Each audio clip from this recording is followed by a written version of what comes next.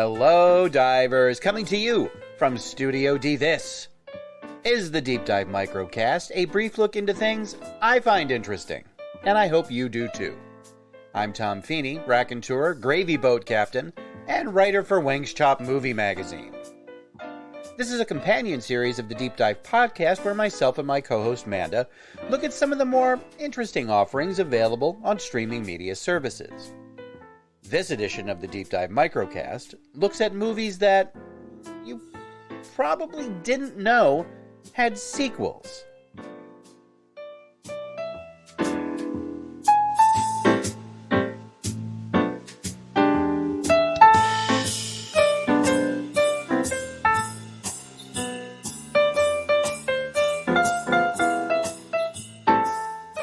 Sequels have been around since pretty much the beginning of recorded history. The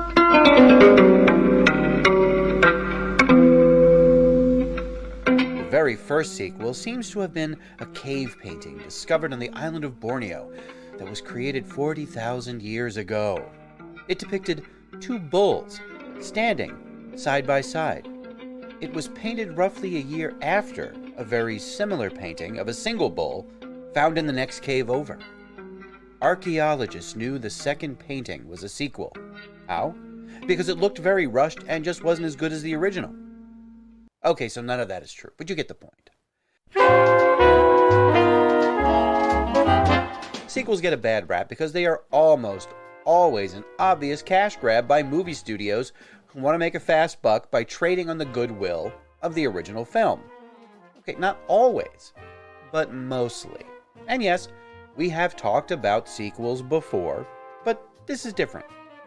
Bad sequels of good movies can be fun to ridicule. Good sequels of good movies are rarer, but when it happens, it's pretty great. But in what we hope will be a recurring Deep Dive Microcast segment, we'll look at sequels that are so obscure you may have never heard of them at all. Now, as I record this microcast, it's nearing the end of January 2022. Most folks, thankfully, have taken down their Christmas lights and are gearing up for the year's most useless holiday, Valentine's Day. One thing you are liable to see invading your home during the holidays is perennial festive favorite A Christmas Story, the heartwarming tale of an innocent young lad's quest for a dangerous weapon. It is considered by most to be a true classic Christmas movie filled with gentle humor and oodles of nostalgia, thanks to the writer, humorist Gene Shepard, and the director Bob Clark. Weirdly, Clark also helmed another holiday classic, the slasher film Black Christmas. Yep, same dude. Now, over a decade later, Shepard and Clark would pay a return visit to Ralphie and his family in the theatrical film, It Runs in the Family. Don't recognize that title? Don't feel bad. It was barely released in theaters and grossed just slightly over $70,000. That's right, $70,000. That might cover the cost of one of Tom Holland's Spider-Man suits. It has since been released on home video with a different title, My Summer Story, as opposed to A Christmas Story, and can be found, as of this recording, on YouTube for free.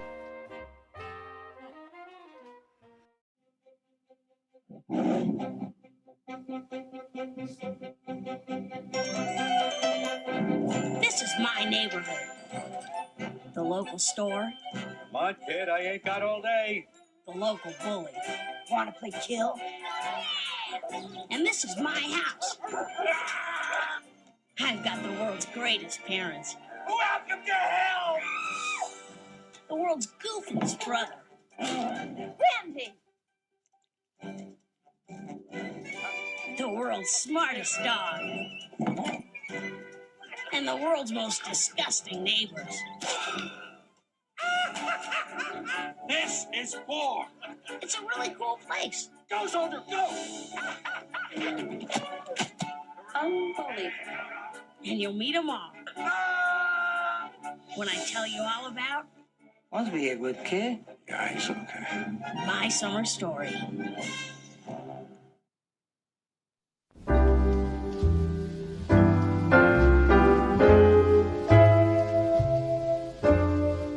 So how bad is it? Well, it's not that bad. The cast is good, with Charles Grodin as the old man, Mary Steenburgen as the mother, and little Kieran Culkin as Ralphie. Now, as you can tell from the alternate title, it takes place during one summer in the lives of the Parker family. Basically, each family member gets their own story throughout the course of the movie. Now, Ralphie is on a quest to find the ultimate top. That's the little spinny toy kids used to play with, not a, oh, never mind. Ralphie's dad continues his feud with their hillbilly neighbors, the Bumpuses. Previously unseen, except for their hound dogs, we get to meet the Bumpus family for the first time. And the conflict between the old man and the Bumpuses escalates to the point of serious property damage. Now, Mrs. Parker, in a sort of a role reversal from the original movie, is the one on a holy quest. This time, it's a set of limited edition dishware, obtainable only as a promotion at the local movie theater. Amazingly, this obsession ends with Mrs. Parker in handcuffs. No, really. What really gets in the way of this being a good sequel is having different actors play those classic Christmas Story characters. Now, it's a bit jarring, but if you can get past that, you actually might enjoy it.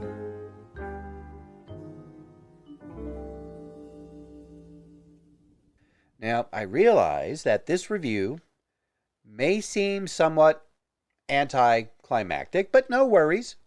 You wanted something bad? Oh, I've got you covered. That boy is our last hope. No, there is another. That's right, Yoda. There was another.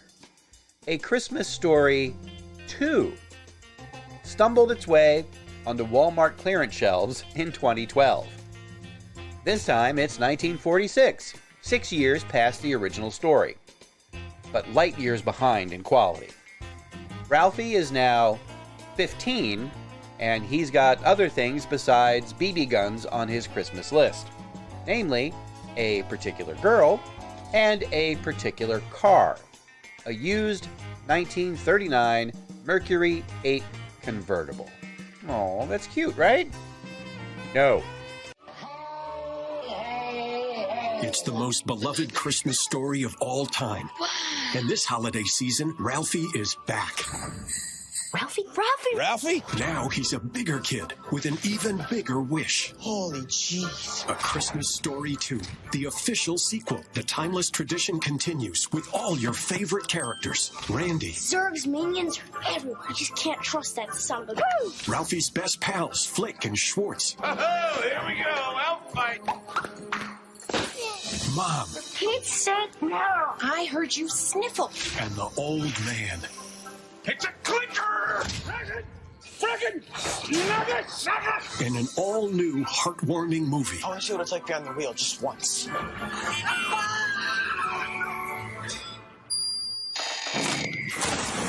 To brighten your holiday. This holiday season, Can I get a slinky? A slinky? You waited 2 hours in line to ask for a bed spring? the fun is just beginning. Bigby's will hire anybody on Christmas. We'll work our butts off 12 hours a day. Oh, I'm so sorry. Here. And family is a gift. You should be honored your father lets you go with him. Ralphie didn't get to go fishing till he was well past puberty. Ralphie has all the luck. That keeps on giving. This is for you from Aunt Clara. That is too adorable for words. I can think of a few. A Christmas Story 2, the official sequel. Isn't it beautiful? It's risen from the grave. This is the greatest Christmas in history. Own it on Blu-ray combo pack or download to own. DVD 2-pack also available. It's just not good. Bad acting, worse slapstick, fake nostalgia. and it's about as heartwarming as any given episode of Squid Game. There should be a warning before the movie begins. Viewing this motion picture may cause a temporary loss of cognitive function, dissociative disorder, and tooth pain. If you are a glutton for punishment, A Christmas Story 2 can be rented on all the major streaming platforms like iTunes, Prime Video, and YouTube. But please, I beg of you, don't do it. Just don't. Thanks for listening. If this is the first time you've heard this podcast, check out our past episodes and subscribe so you don't miss a single one. And we want to hear from you. Drop us a line at thedeepdivepodcast@gmail.com or on our Facebook, Instagram, or Twitter feeds. Now, from all of us here at Studio D, stay safe, stay warm, especially if you're in New England where I am, and take care.